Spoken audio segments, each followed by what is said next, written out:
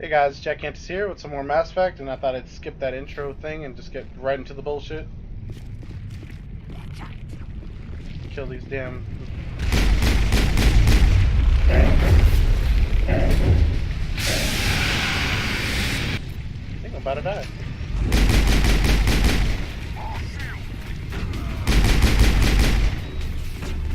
What's up, Garrett? Alright, where's the battle message?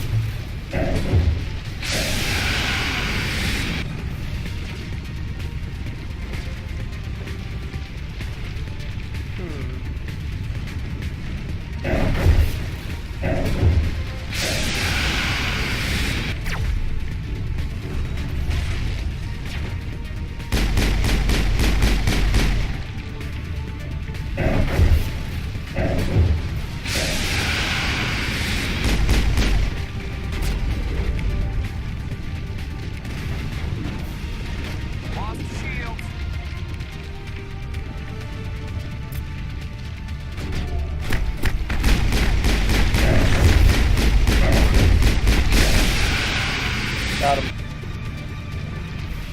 Oh, no, he's not dead. Got him now. Get out of here.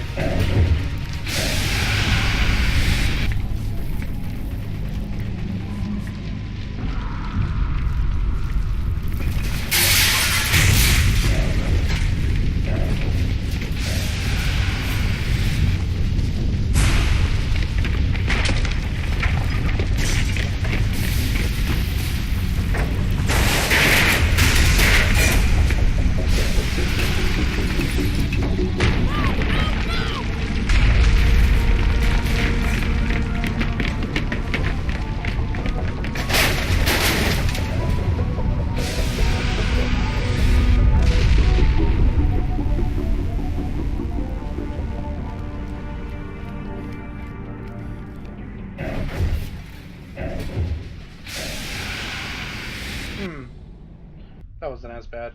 But I'm gonna go ahead and lower the volume. I think my volume's Too close, changed. Commander. 10 more seconds we would have been swimming in molten sulfur. The Normandy isn't equipped to land in exploding volcanoes. They tend to fry our sensors and melt our hull. Just for future reference. We almost died out there, and your pilot is making jokes? It's a coping mechanism. You'll get used to it. I see. It must be a human thing. I don't have a lot of experience dealing with your species, Commander. But I am grateful to you. You saved my life back there, and not just from the volcano. Those Geth would have killed me or dragged me off to Saren. What did Saren want with you? Do you know something about the conduit? Only that it was somehow connected to the Prothean extinction. That is my real area of expertise. I have spent the past 50 years trying to figure out what happened to them.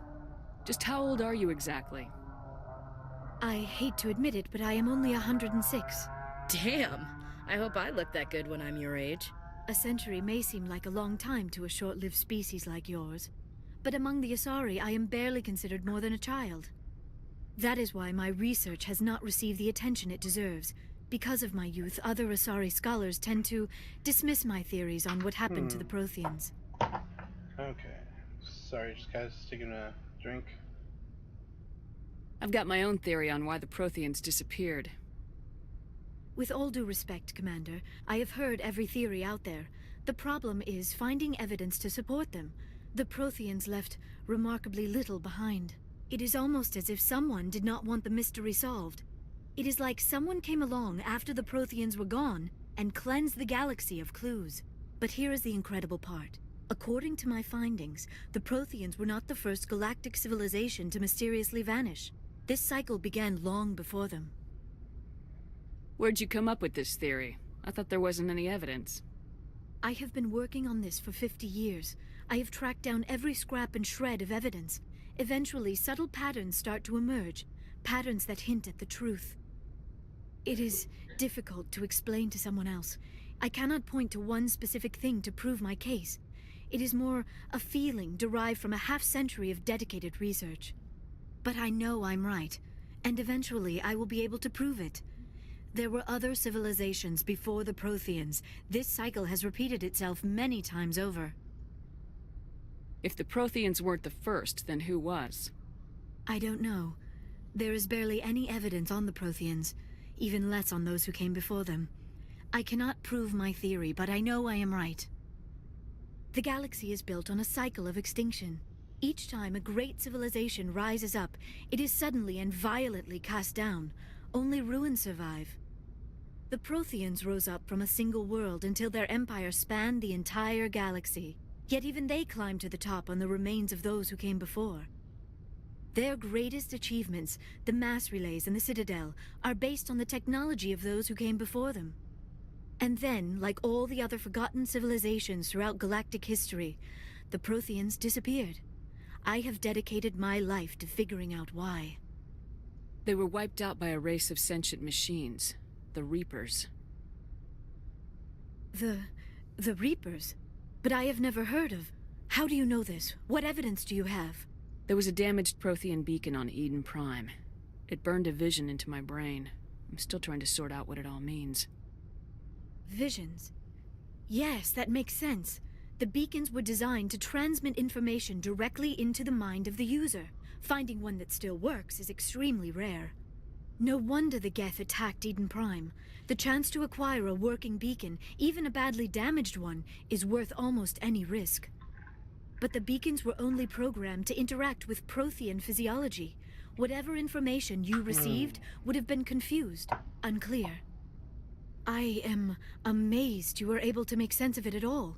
A lesser mind would have been utterly destroyed by the process. You must be remarkably strong-willed, Commander. Yeah, damn This right isn't I am. helping us find Saren, or the conduit. Of course, you're right. I am sorry, my scientific curiosity got the better of me. Unfortunately, I do not have any information that could help you find the conduit, or Saren. I don't know why Saren wanted you out of the picture, but I think we'll be a lot better off if we bring you along. Thank you, Commander. Saren might come after me again. I cannot think of anywhere safer than here on your ship.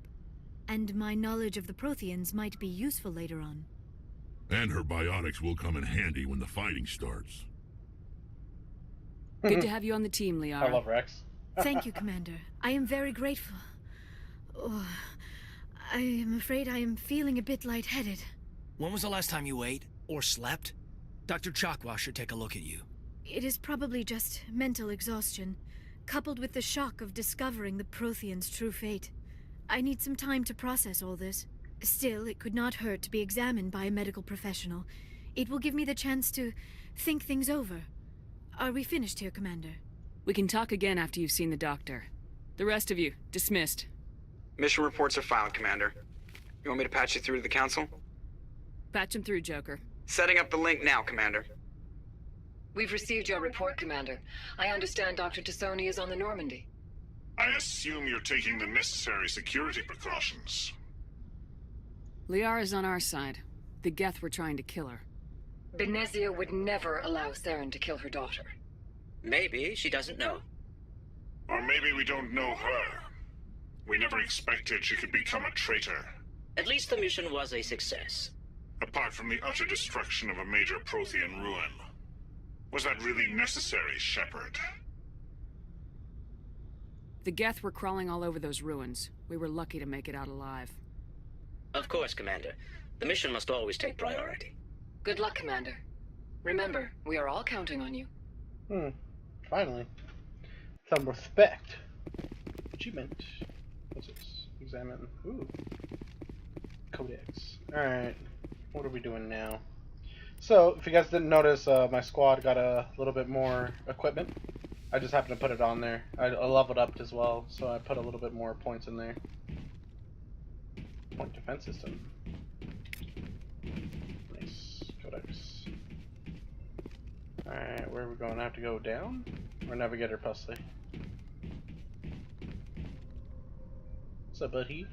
If anyone has to take over for Captain Anderson, I'm glad it's you. I'm not sure about having non-humans on our ship, though. We're all on the same team here, Presley. With all due respect, ma'am, that's what they said about Nihilus. Look how that turned out. Speak freely, Presley. I want to know if you have a problem with non-humans. It's not that, Commander. Humanity has always handled its own problems. Saren attacked one of our colonies. We should be the ones to stop him. We don't need their help. Some people think asking for help is a sign of weakness. That's just being stupid and stubborn. No matter how strong you are, allies can make you stronger. I guess so. Maybe I'm just stuck in the old ways of thinking. But don't worry, Commander. This won't be a problem. How did you end up assigned to the Normandy? I signed up with the Alliance as a navigator right out of school, following in my grandfather's footsteps, I guess.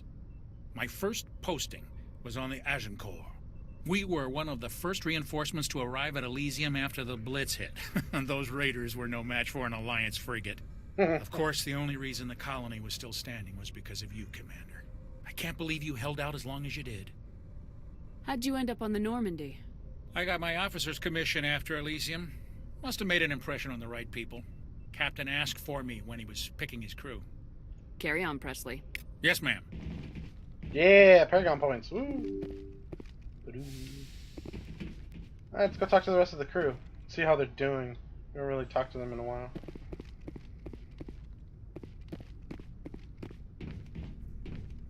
This is the mess hall, I think. Over here is the stasis. This is Caden. My locker. Oh, wow. I always have that shit in there? I mean, it's noticeably worse than the stuff I already have. Oh. Yeah, but I already have a hammer equipped. Yeah, I need to find a vendor so I can get rid of all this junk. Ooh, level it up because of Codex. Alright, what are we doing here? Advanced shield boost, hacking. AI hacking. Alright, cool. Cool beans. What's in the Codex today?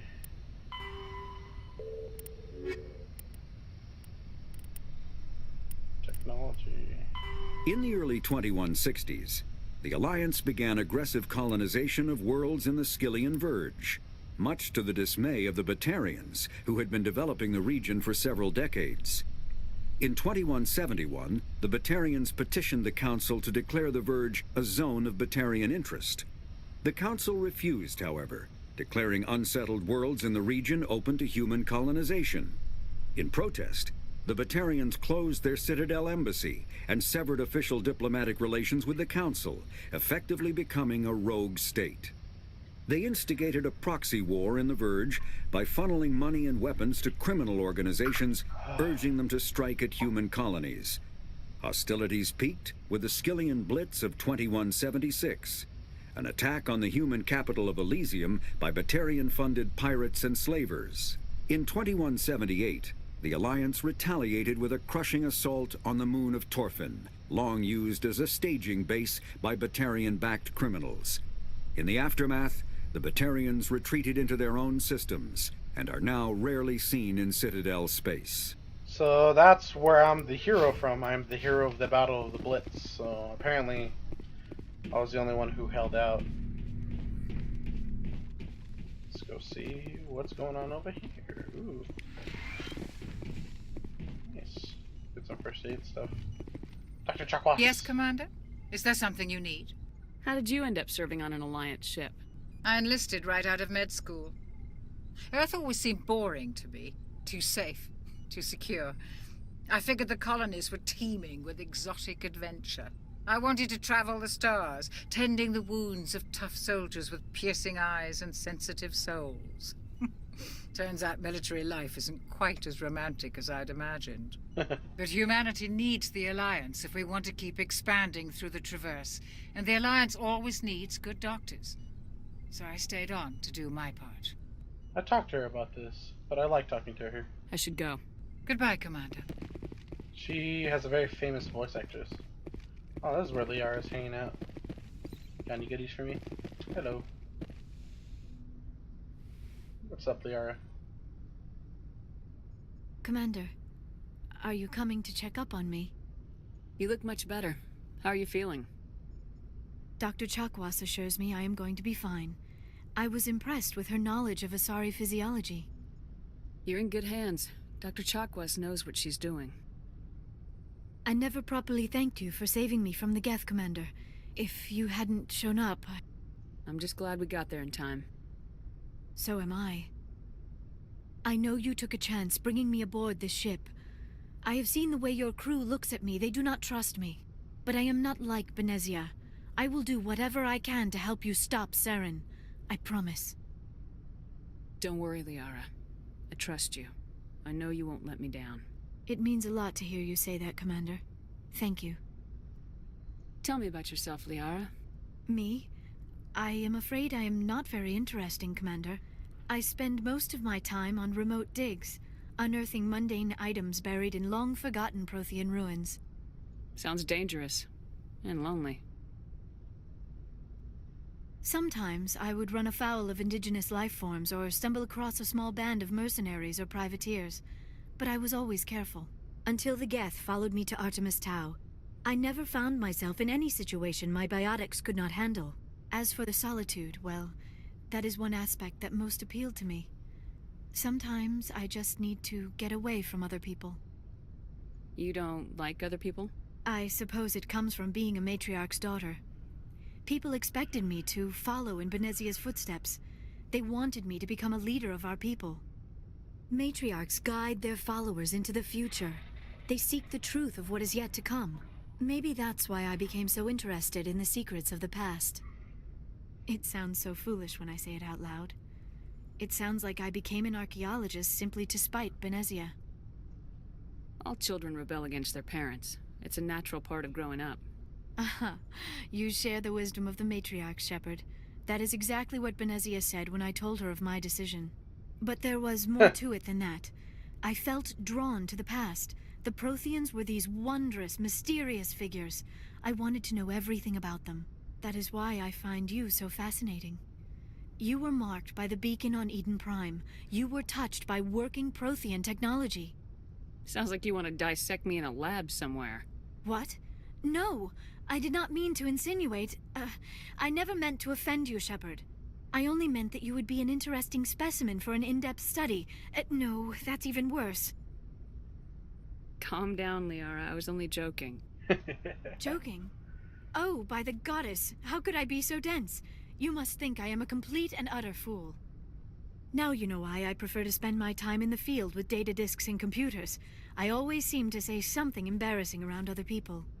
Please, just pretend this conversation never happened. Okay. I should go. Goodbye, Shepard. Yeah. Born with foot and mouth syndrome, Jesus. Now where's Galwis? I'll find me some Garrus. Personal manual. Oh, codex. So you get some stuff for exploring the ship. Let's Caden and they talk to Carthalanassi over there.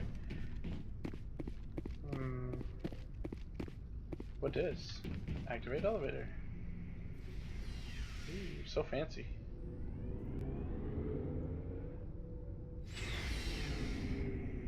Like a flight of stairs would have been fine. Seriously.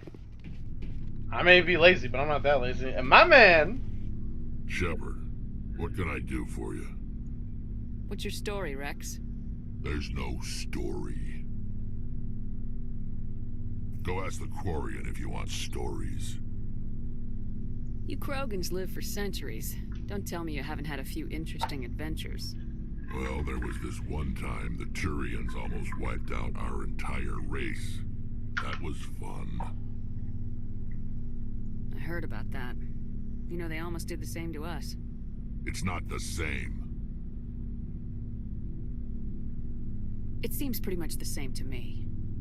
So your people were infected with a genetic mutation? An infection that makes only a few in 1,000 children survive birth? And I suppose it's destroying your entire species?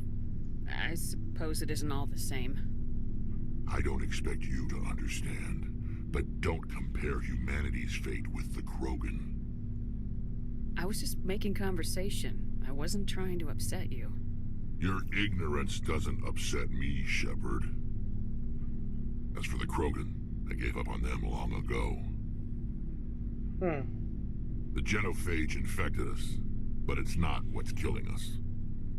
Are your people really dying? We're sure not getting any stronger. We're too spread out. None of us are interested in staying in our own system. Lots of species have left their homes and prospered. But they go to colonize new worlds. We're not settlers. We're warriors. We want to fight. So we leave. Hire ourselves out. And most of us never go back. What can you tell me about the genophage? Ask the Solarians if you want details. They made it. All I know, it makes breeding nearly impossible. Thousands die in stillbirth, and most never get that far. Every Krogan is infected. Every one. And no one's rushing to find a cure. Why don't the Krogan try to find a cure? When was the last time you saw a Krogan scientist? Ask a Krogan. Would he rather find a cure for the genophage or fight for credits? He'll choose fighting every time. It's just who we are, Shepard. I can't change that. Nobody can. So long, Rex. Shepard. Oh yeah, this is how you equip your teammates. Here's Ashley. I don't really want to talk to Ashley. She's an asshole. Anything back here? So there's the Mako. Here's Galways. Inspect the Mako. Ooh! Hey, Commander. Looking for some extra supplies before you head out? Oh, fuck yeah! What have you got? Whatever you want. Armor, weapons, mods. It's not standard Alliance issue, but that's not necessarily a bad thing. Well, as long as you don't mind paying for it. Why should I pay you for my weapons and armor? My stuff doesn't come from the Alliance. I have to purchase it myself, and it's not cheap. Hell, the licenses alone have set me back more than I'd like. But no licenses, no goods. Without the goods, I'm out of a job. Let's see what you got. You bet, Commander. Oh shit, he's got some expensive ass shit. Let's sell all this garbage.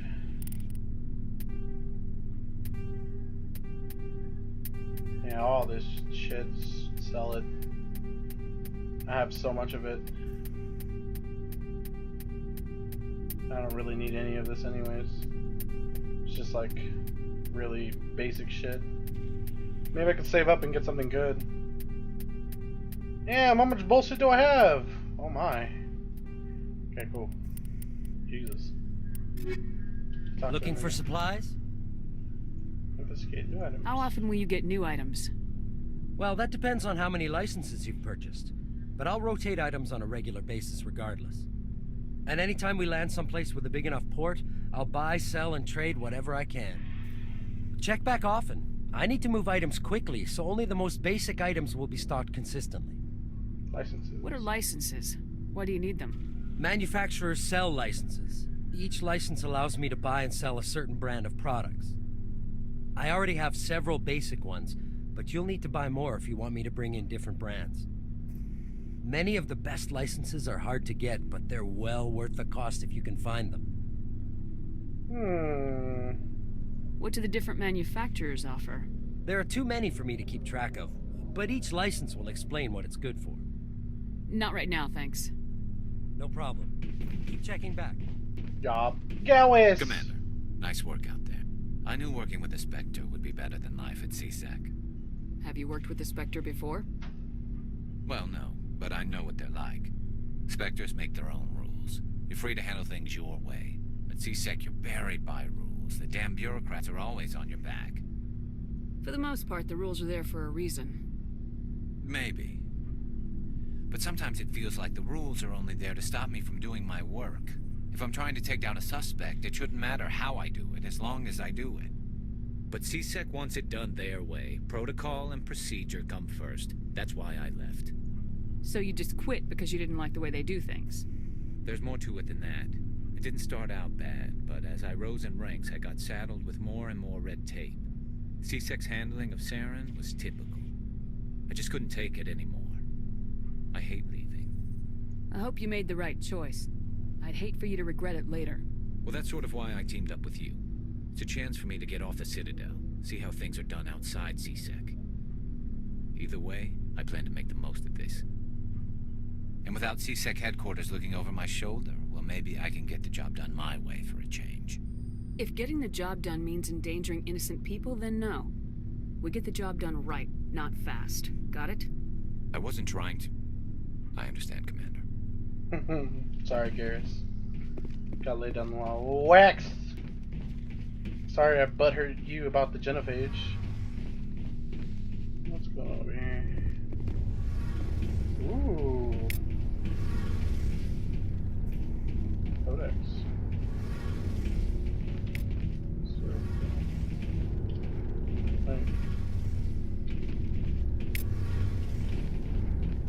Hey, Commander, you know that Quarian, Tally?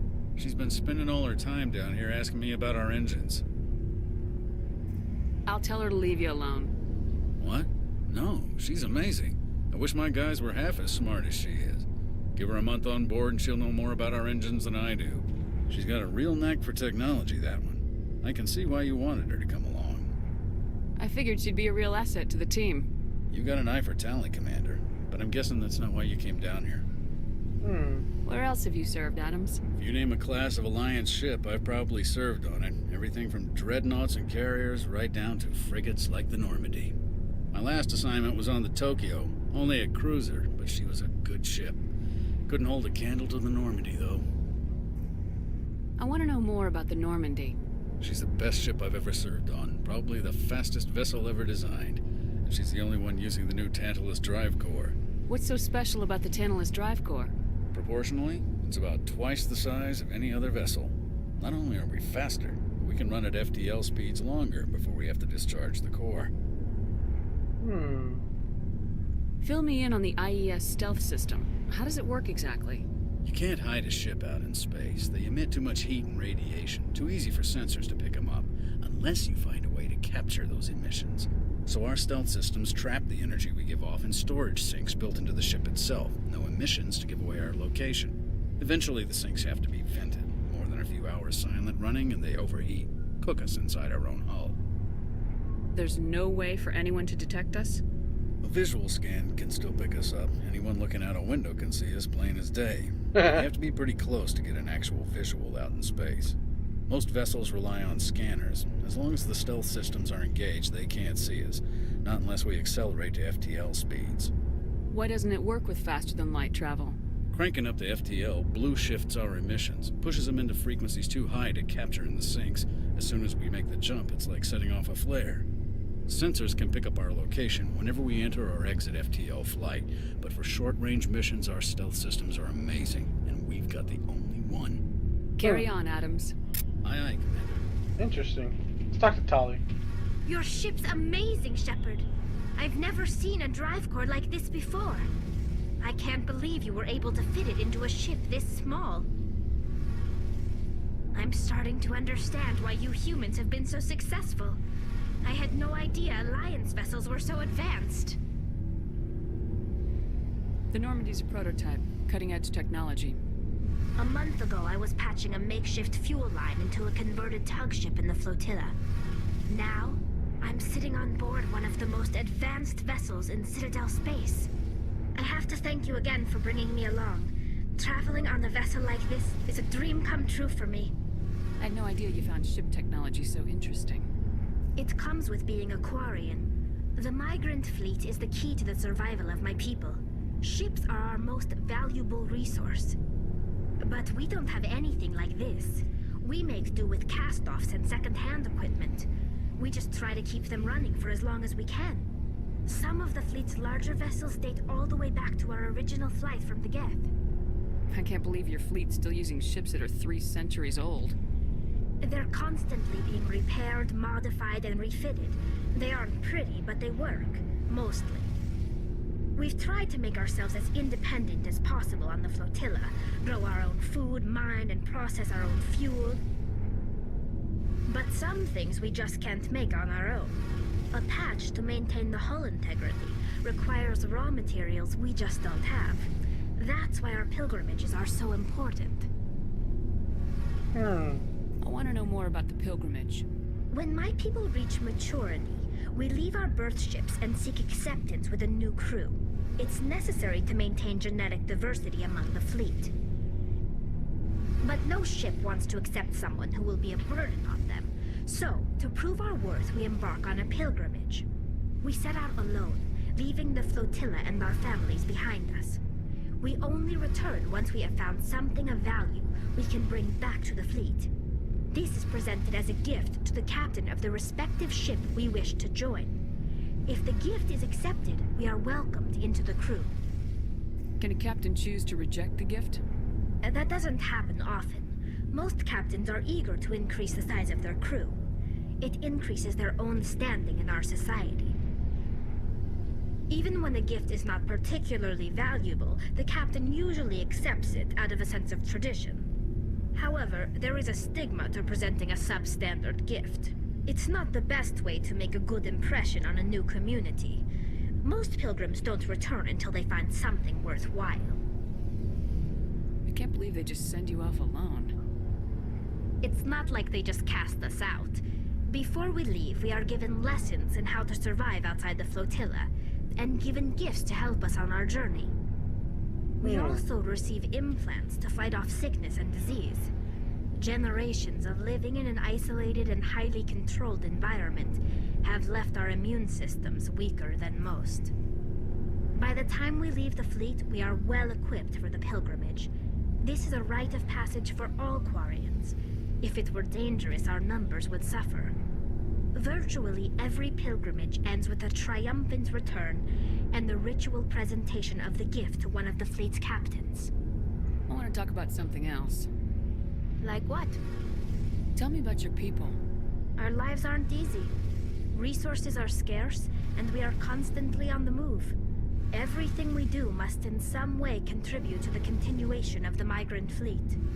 There are 17 million Quarians in the flotilla, and each of us relies on the others for survival. The bonds among my people are strong. Unfortunately, we have had to surrender many of the freedoms and civil liberties other species take for granted. What kind of freedoms? Well, it's illegal for parents to have more than one child. If our population grows too much, it would strain our resources to their breaking point. Of course, we also can't allow our numbers to become too few. If our population is in decline, the rule against single births is temporarily repealed. In extreme cases of population decline, incentives are even offered to encourage multiple births, though the Conclave hasn't had to take such measures in nearly a century. That's your government. The Conclave is our civilian branch of government. Each ship can elect a representative to serve on the Conclave and make decisions that affect the fleet as a whole. On matters that affect an individual ship, however, the captain has the final say. It's a tradition that dates back to the early days, when the fleet was governed by martial law. Fortunately, most captains nowadays are smart enough to have an elected council from their crew to give them advice and guidance. So the ultimate power rests with elected officials? In practice, the Conclave and the respective council for each ship tend to set the rules that govern our daily lives. But in theory, we are still under military jurisdiction. The 5 top-ranking military officials in the fleet serve on the Admiralty Board. These 5 have the power to overrule any decision by the Conclave in case of emergency. To do so requires unanimous agreement among the Admiralty, and they can only do this once. After that, the entire board must resign their posts. It's a safeguard that served us well. In nearly 3 centuries, the Admiralty Board has only overruled the Conclave 4 times. I want to know more about the Geth. I doubt I can tell you anything you don't already know.